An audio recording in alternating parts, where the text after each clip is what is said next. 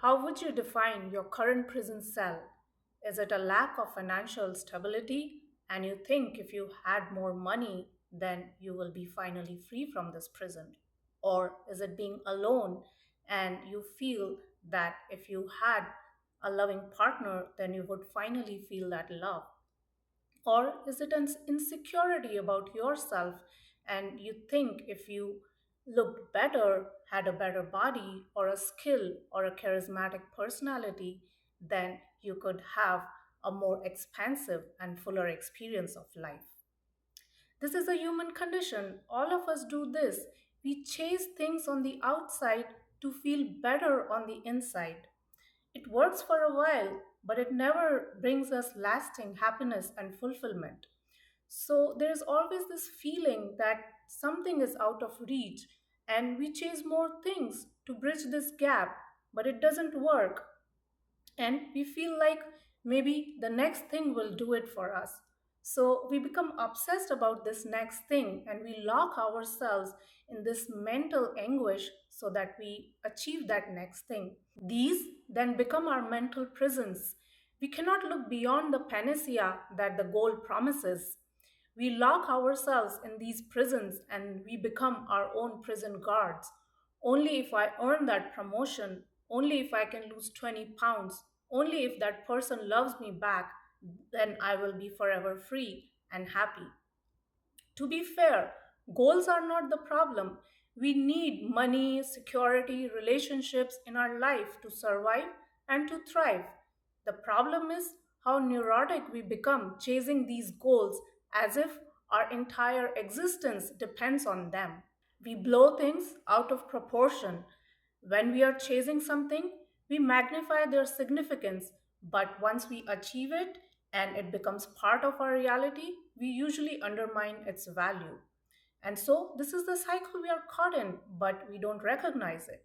We keep chasing something, we achieve it, and then we think that it has served its purpose, and after some time, we move on to the next thing.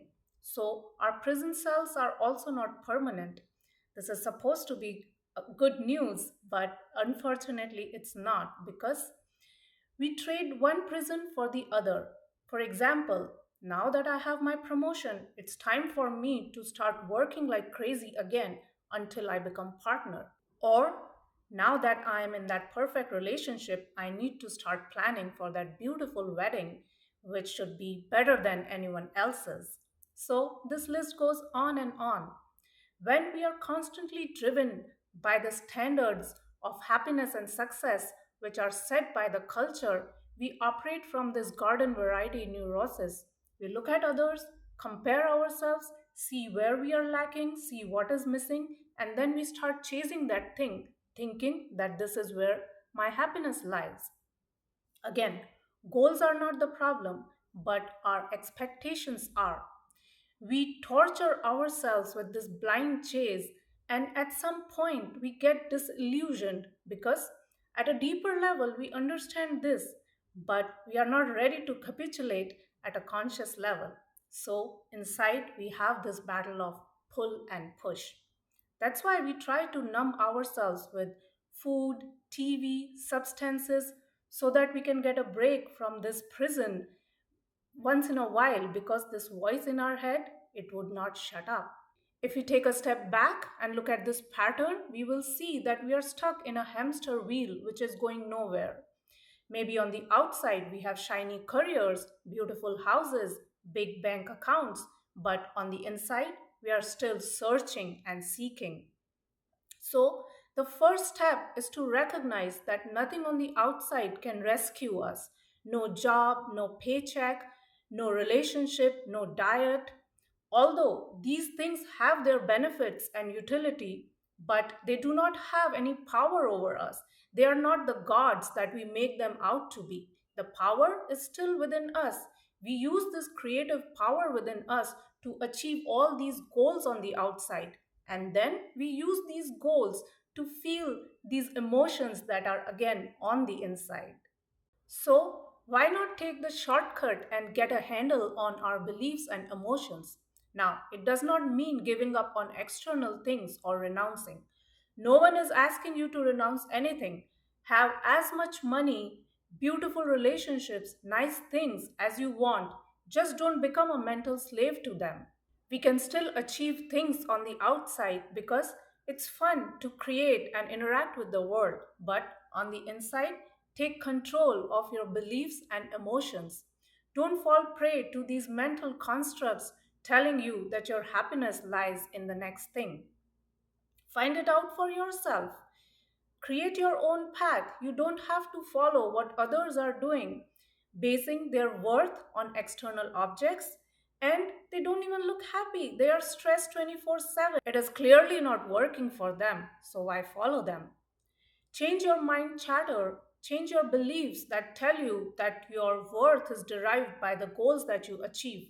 You can still achieve those goals, but not to prove your worth. Your worth is established by God, creation, universe, and is inherent.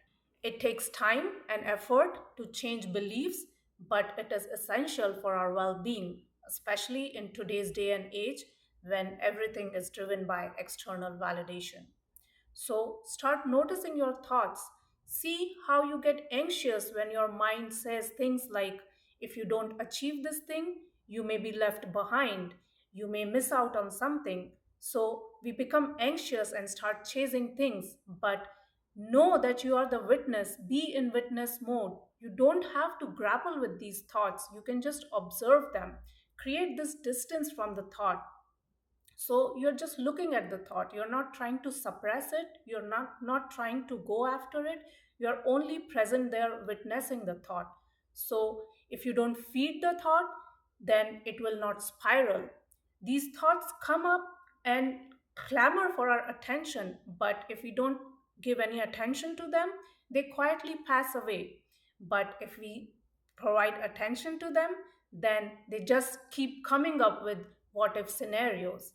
So that's why when we have these thoughts of, I don't have enough money, there's suddenly that feeling of anxiety. And what we do is, instead of noticing the thought, we start working with the thought, we start looking for solutions, we start throwing things at the thoughts.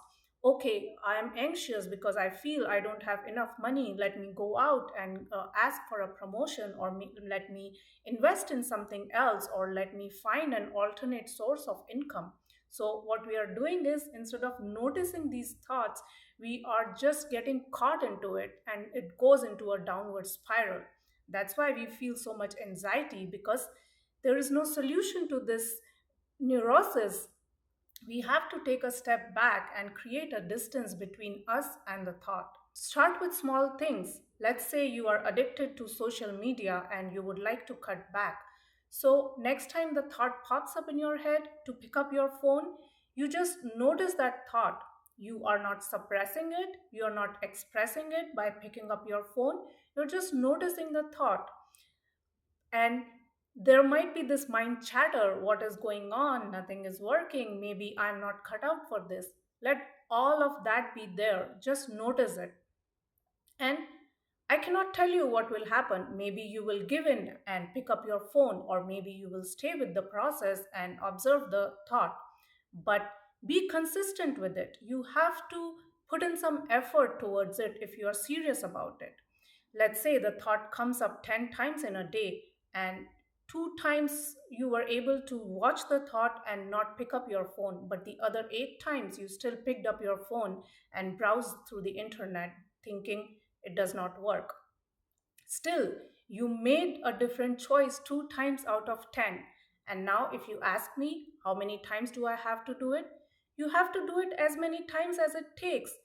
You are now at least recognizing the thought. You still were having these thoughts 10 times a day.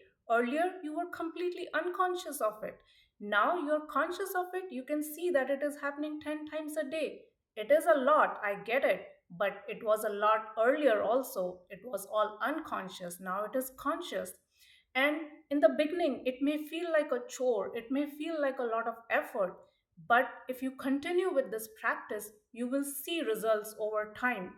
And the biggest result is that it will start feeling true for you. You will see that there are benefits with this technique. You feel that you don't have to give in to every urge, every thought. You can be at a distance from your thoughts, from your impulses, from your urges, and slowly it starts to sink in and slowly extrapolate it to bigger things. When you have thoughts of, I need more money, I need a bigger house, I need another relationship, then consciously observe those patterns within you. And you can still go ahead and do those things. It's just that now you would do it with clarity of mind instead of just blindly following anything that the mind suggests. With consistent practice, you can undo the neurosis of the mind. It will feel like taking off a heavy backpack or taking off a tight shoe. We live with so much pressure, with so much stress, that we hardly recognize we are living life with so much restriction. Once we start engaging in these mindfulness techniques, at that time we are able to realize that we have all this stress, and then we can finally get a break, and it feels like a sigh for the entire nervous system. You can still go out and chase all these goals, but now you do it with mental clarity. So, paradoxically, it helps you to achieve results faster because you don't have the death grip of all that negative chatter operating within you. And if there are setbacks, you can again handle them better because now you are not operating from survival techniques or neurosis. So remember, the key is always in your hands. Unlock the prison door and step out. You can have everything and your freedom too. Thanks for watching. Bye.